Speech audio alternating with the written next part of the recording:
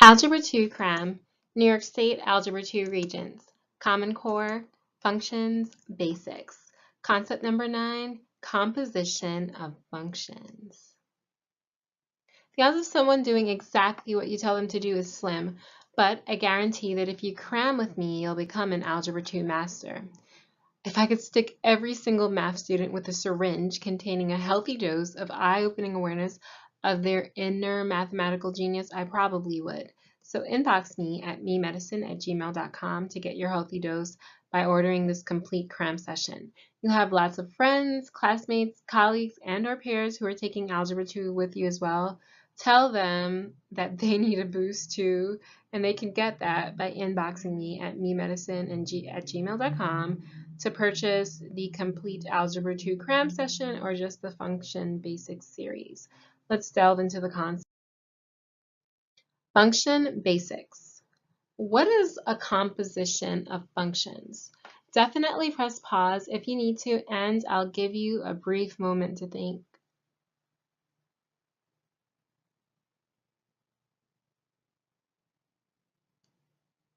Okay, so a composition of functions uses the output of one function as the input of another function, but this is better illustrated with an example than it is defined.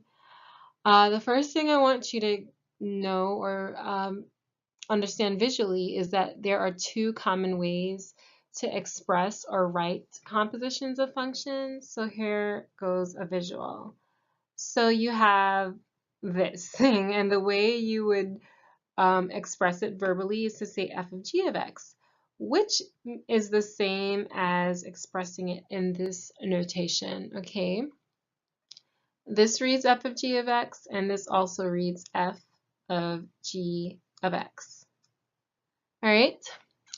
And although these are read from left to right, they're evaluated from right to left, the opposite of how standard English is well.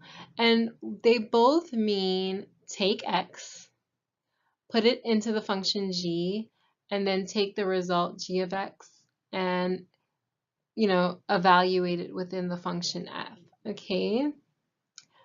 All right. Same thing here. You would basically take x, put it into the function g, and then take g of x and put this numeral or alphanumeric into the function f and get a result. As a more concrete examples, let's use some numbers and other variables. Well, not other variables, the same variables, but let's just add some numbers, okay?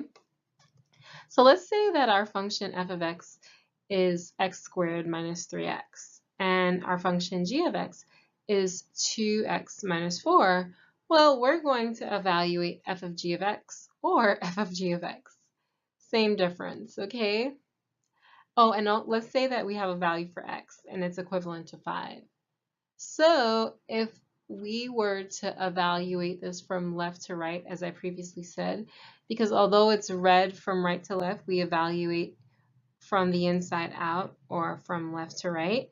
Okay, so g of x, or what you would do is plug 5 into g of x, or insert the value 5 wherever you have an x in the function g.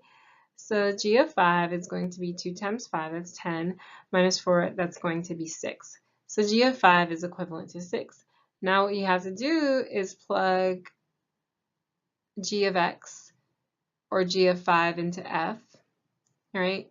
So we're taking the result from the function g evaluated at 5 and we're plugging it into f. But instead of being redundant and writing g of 5, all we have to do is write 6 because it's the same thing as g of 5. So if we plug 6 into f of x, because that's the outermost function that we're going to evaluate, well, all we have to do is put a 6 wherever we see an x. So 6 squared, or 6 multiplied 6 times, is going to be 36 minus 3 times 6, which is 18. So you have 36 minus half itself, or 36 minus 18, and we get 18. Okay? So f of g of x is 18, either way you look at it. That's pretty much it. If this confuses you, play it in slow-mo by clicking the wheelie settings tab and changing the speed from normal to 0.75. Or if this is too slow for you, speed it up and change the speed from normal to 1.5 or 2x, okay?